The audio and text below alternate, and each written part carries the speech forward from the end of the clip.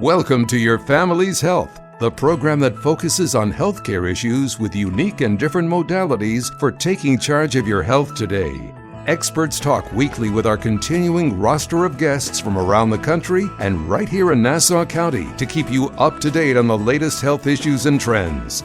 Take care of your mind, body, and soul. Spend the next half hour with the voice of Nassau Community College, 90.3 WHPC, and get on the journey to better health. Hello and welcome to Your Family's Health. My name is Dr. Jeanine Cook-Garard from the Nursing Department here at Nassau Community College. Today we're going to discuss how hypnosis has been found to help with various health concerns, including the ability to stop smoking, stress management, and even weight control.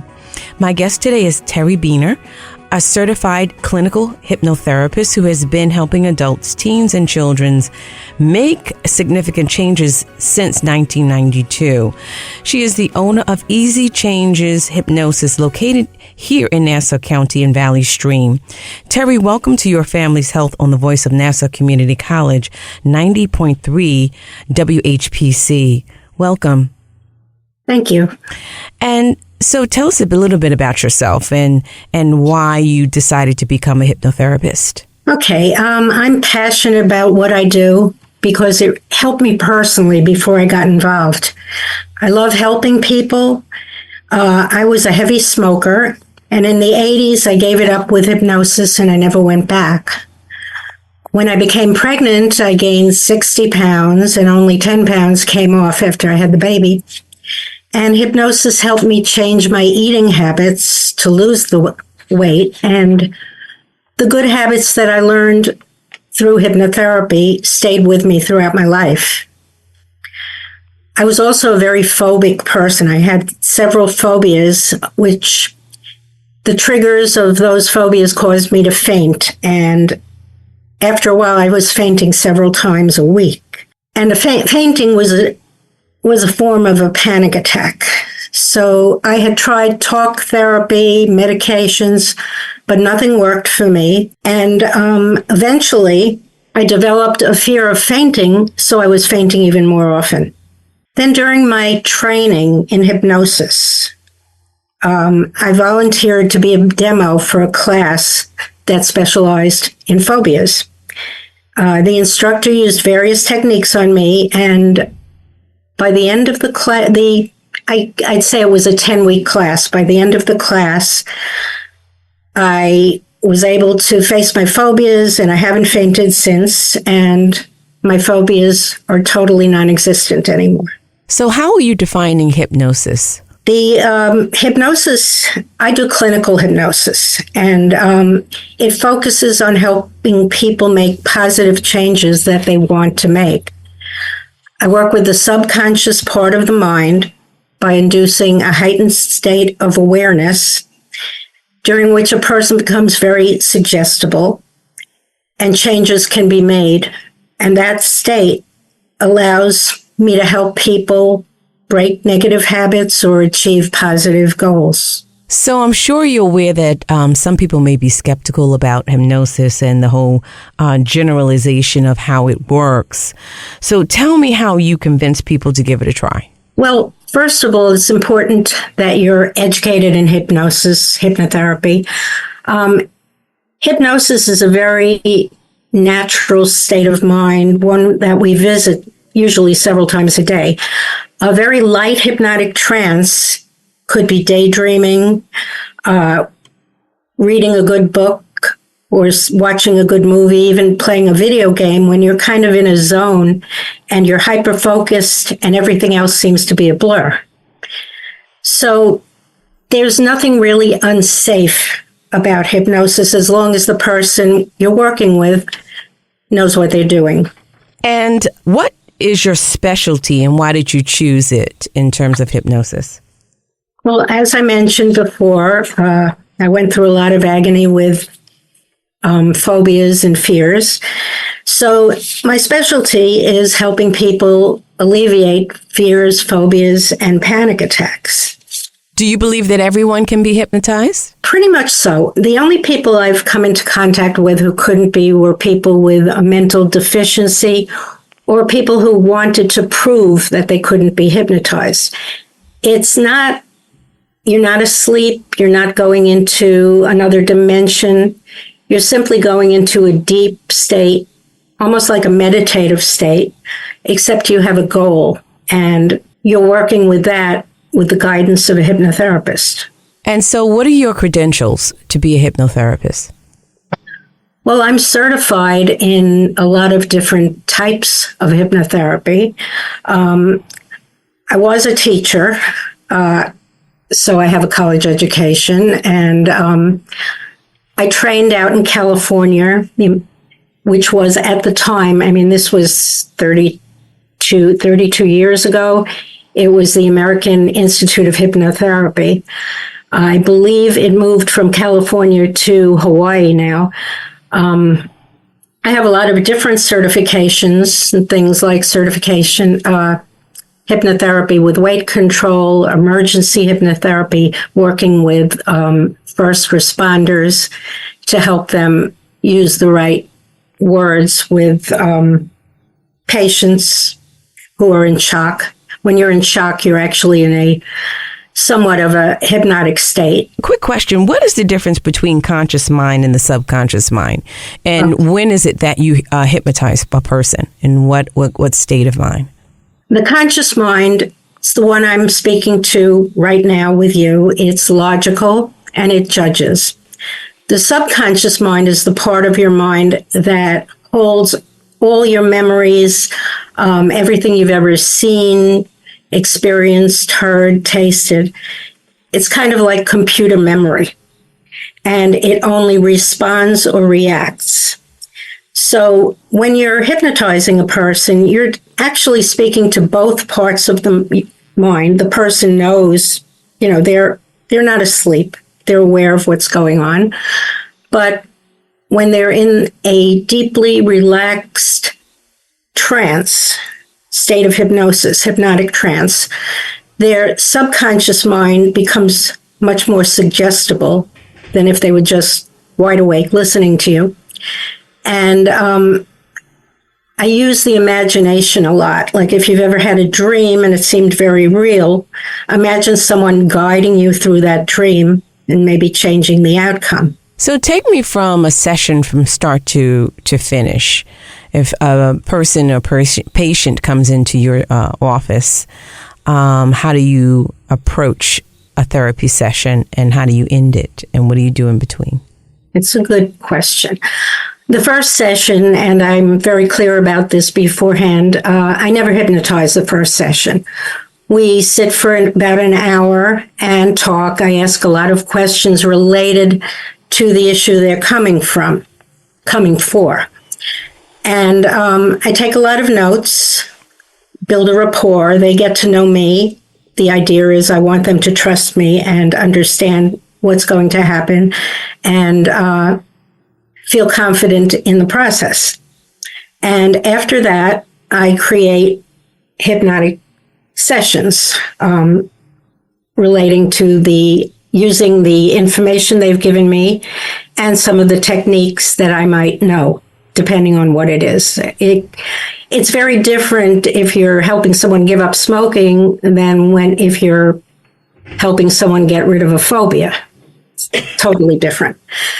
Then about a week later, they might come for a hypnotherapy session. The first part, I induce the hypnotic state, and I do everything with words. I don't touch anybody or anything, and they communicate with me by nodding or lifting a finger. We agree on something beforehand.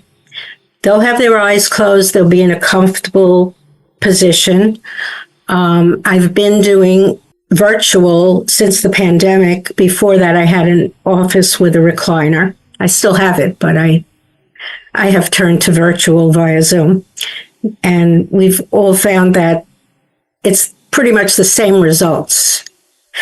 If anything, it's more convenient for the people that come in or don't come in. They don't have to take as much time out of their schedule. So I first induce that hypnotic state with words. It could be guided relaxation. It could be breathing techniques. It could be envisioning scenes. And when they're where I want them to be, deeply relaxed and receptive, then I do what's called the therapy, and I work on whatever goal we're doing. And how many sessions really depends on the individual and the issue at hand. You're listening to Your Family's Health on the Voice of Nassau Community College, 90.3 WHPC. My name is Dr. Jeanine Cook-Garard, and we're discussing how hypnosis has been found to help with various health concerns. My guest today is Terry Bina, a certified clinical hypnotherapist who has been helping adults, teens, and children make significant changes in their life since 1992. She is the owner of Easy Changes Hypnosis, located in Valley Stream. So, Terry, may I call you Terry? Sure. What is the typical cost of a hypnotherapy session? I can't speak for other hypnotherapists because everybody charges differently depending on where they are in the country, whether they're not in. Just give me a range, range. Yeah. I can only say what I charge. I charge $125 a session. Oh, okay. I've heard that's on the low side, but I couldn't speak for everyone else. Oh, okay. And how long is a session, generally? About an hour. About an hour. Okay. So, in your view, does a person have to believe that the outcomes will be positive in order for this therapy session to be positive? I think that's very important, that they should believe, they have faith in me, they have faith in the process. If they're very, very skeptical, I will try to alleviate their concerns. I don't want someone coming in with a negative attitude because I want them to succeed. Their success is my success. Can a hypnotherapist control a person's mind or make changes in a person's behavior, in your view? Not if they don't want it, never. Half the battle is wanting to make a change. Hypnotherapy, hypnosis cannot change a person's moral code, religious beliefs, or anything like that. It's not brainwashing. It's strictly working as a guide to help a person make the change. So a guide, would that be considered, when you say guide, how that's influential in some way, when you say guide? So, well, I'm helping the person do what they can't do by themselves. They say all hypnosis is self-hypnosis. And basically, I'm a guide leading a person into self-hypnosis so that they can make the changes they want to make. So what is the difference in you hypnotizing someone and someone inducing hypnosis themselves, individually, by themselves? Well, there's certain things that work well with self-hypnosis. I use it all the time. Things like positive affirmations, wanting to stay healthy, wanting to eat the right foods. I guess to simplify it, it could be like talking to yourself in your mind. Something like getting rid of a phobia that you cannot, or I cannot see doing it by yourself because you would kind of get into a loop. You really need somebody to help you. And so your certification in hypnotherapy is giving you tools in what areas to communicate, to induce, to do what? What exactly does your certification allow you to do during the hypnotherapy sessions? The whole process. I've learned in my training how to work with all different types of issues, or, something as simple as procrastination, or as involved as improving your sports, a sports technique. It allows me to do anything I can. I do not touch mental illness. That is out of my realm. I'm not a physician. And I try not to. I want a person to be healthy enough to be able to work with me and understand on a mental level what I'm doing and what I'm asking. And how does hypnotherapy compare with other therapy sessions, such as your cognitive behavioral therapy or your mindfulness? Okay. What is the distinctions there? Generally, cognitive therapy takes much longer. A person will go for many more sessions. If hypnotherapy is going to work, it usually works pretty quickly. Some hypnotherapists will suggest a package of sessions. I don't. I have the person go session to session so that they can decide how it's working for them, whether they want to come back, whether they see improvement. But basically, you're getting to a different part of the mind with hypnotherapy. Cognitive therapy, you're talking to the conscious mind. Hypnotherapy, you're talking to both the conscious mind and the subconscious mind. So describe the difference in the two, conscious versus subconscious. Well, like I said before, the subconscious mind is the part of your mind that just reacts from triggers. Example, say you heard a song from a long time ago on the radio, and that song reminds you of a person or a place, and it brings up emotions, maybe happy emotions, sad emotions, or just a memory. Hypnosis works a lot with triggers, trying to, when the trigger is a negative trigger, you want to neutralize that trigger so that the person reacts, in a calm, unbothered way. I see. So hypnotherapy and addictions and or anxiety and or depression and chronic pain, those things that you mentioned that you helped with yourself, how would the therapy session alter or change with these three different things that the outcomes are very different? Would the therapy session change at all, or would it be the same kind of session with a different theme? Oh, it's always different because there's so many different techniques, and it depends on the issue. Depression, I don't tend to really work on it. Very often people need medication for depression, not always. Other things, there's no set rule. Every person is different. Every issue is different. And how do you weigh what to do with individuals? Is it something that is prescribed, or do you just play it by ear depending upon what the person is manifesting during your sessions? I don't prescribe anything. Basically, like I said, it's very important, I think, the intake session. I'm doing a lot of probing to find out what's going on, why the person is feeling the way they are or having the issue they are. Or if it's something like smoke, I don't want to say as simple as smoking, but it's become kind of, routine.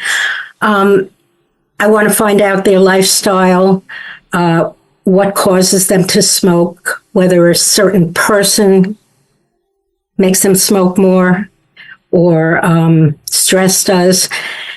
And by doing some detective work and sometimes even research, if it's an issue that I haven't handled before, I script up. I actually write out a hypnotherapy session. Each session is personalized to the person and the issue. And usually with smoking cessation, how many sessions does it require for someone to have the success in saying that I no longer desire to smoke, or that I feel like I'm not addicted any longer, or I don't need the cigarette and or vape? Yeah. Well, you're dealing with two different addictions, a physical addiction and a mental addiction. And usually the mental addiction is more powerful. You might have heard of pregnant women giving smoking up before the baby and then going back to it. They were now no longer, after 9 months or 10 months, physically addicted to it, but the mental addiction probably wasn't addressed. My smoking program typically is 3 to 4 sessions. The first session is the intake session where I get all that information. Then I prepare the person to give up smoking. I give them certain things to do. I ask them to get rid of all their things. It's gotten a little more complicated with people vaping and other things like the patch and Zyn. People wanting to try those. I'm not a fan of that. And so the first hypnosis session, we targeted to give it up. And then the second hypnosis session, which is the third session, I use for fine-tuning and reinforcement, so that, say they're having an issue with their morning coffee, they really still want a cigarette, we'd address that. Also, so that they don't go back to smoking. Occasionally, if you have a very heavy smoker or a smoker who's been smoking for decades, you might want a fourth session. So I still have people that sometimes come once a year for over 10 years just for a reinforcement to make sure they won't go back. You're listening to Your Family's Health on the Voice of Nassau Community College, 90.3 WHPC. My name is Dr. Jeanine Cook-Garard, and we are discussing how hypnosis has been found to help with various health concerns. My guest today is Terry Beener, a certified clinical hypnotherapist who has been helping adults, teens, and children make significant changes since 1992. She is the owner of Easy Changes Hypnosis located in Valley Stream. So the introduction includes children. Is there a different process for hypnotizing children versus teens and adults? It's very different. And I have to say that since the pandemic, being that I do virtual only at this point, I don't work with children. I work with young teens and up. But with children, it's very different. You might use a playing type of situation. When children are playing pretend, they're actually in a light hypnotic state. So you can work with that. You can actually have them change the history of something. An example might be, I had a child who was afraid of adults in costumes. She couldn't go into a Burger King or a circus or anything like that because when she was 2, she had been asleep on her father's shoulder while he was walking through a fair. And when she opened her eyes, she was face to face with a clown. And we worked together, and I had her pretending to I used a clown doll and pretending to take off the mask, and she saw it differently. And her phobias, she did get rid of her phobias. It was a few sessions, but it is very different to work with a child. Their attention span is much shorter, and they don't do as well going into a typical trance sitting in a recliner. How does hypnosis compare to meditation or prayer in your view? It's very similar. The only one of the main differences is you have a goal. With meditation, you're more clearing your mind and you're working on relaxation. With hypnosis, you are working towards a goal. The state of relaxation probably feels very similar. What are some of the other things hypnotherapy can change, help, or improve that we have not already discussed? Okay. Any kind of test anxiety. There are hypnotherapists that work with IBS, irritable bowel syndrome, procrastination, sports improvement. Let's see. Oh, there's so many things. Anything that the mind is anything that sabotages the mind from acting the way you want can usually be helped with hypnotherapy. So if someone wants to find out more information about you and contact you, how do they find you? Well, I have a website, easychanges.com, one word, And I've tried to be as comprehensive as I can. My email address is on there. My phone number is on there. I'm very open to emails or phone calls too. Awesome. And if there's one thing you want to leave with us when it comes down to health benefits of hypnosis, what would that thing be? Well, everybody has stress in their life, but being able to cope with it in a way that it doesn't hurt you. We all know stress can cause back pain, stomach pain, digestive issues. Being able to cope with whatever it is that you want to change to make yourself feel better benefits the health. One other thing, I know you're located in Nassau County. Do you have any other sites or offices that are connected to you or that you partner with? No. As I mentioned, I do everything virtually, so I really can see anybody anywhere. So we thank you so much for the information that you have given us about hypnotherapy. And we want to thank you for being here. Terry Beener, a certified clinical hypnotherapist and owner of Easy Changes Hypnosis located in Valley Stream. We thank you for giving us this important information. We hope you continue to stay healthy. And thank you for being with us today. You're welcome. It was a pleasure. It was. This is Dr. Jeanine Cook-Garard from the nursing department here at Nassau Community College. And we want to thank you for listening to this week's edition of Your Family's Health. We'd like to get your feedback on your family's health. Send your comments by emailing them to whpc@ncc.edu. Podcasts of today's show are available on iTunes, Android Podcasts, and Spreaker. This program was produced at the studios of Nassau Community College in cooperation with the nursing department. Join us next week for another edition of Your Family's Health on the voice of Nassau Community College, 90.3 WHPC.